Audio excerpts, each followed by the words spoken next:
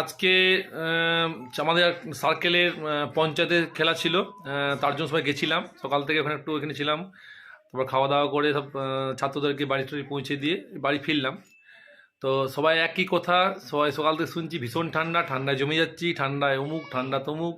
কিন্তু আমি এখনও বলছি ঠান্ডা আমার ভীষণ ভালো লাগে, ঠান্ডাটা আমার কাছে খুব প্রিয়। তার অনেক কারণ আছে।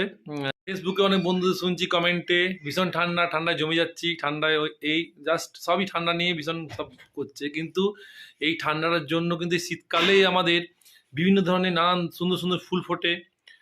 আমাদের খুব প্রিয় প্রিয় সবজিগুলো আমরা শীতকালেই পাই।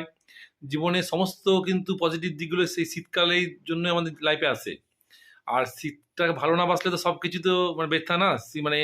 আর যারা আমার মতন গরিব হবে, আমার মতন মানুষদের কিন্তু সব ঋতুগুলোই কষ্ট, শীত বলো, গ্রীষ্ম বলো, বর্ষা বলো।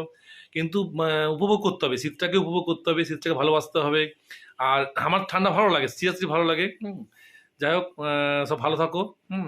সবাই এই ঠান্ডাটাকে অনুভব করো।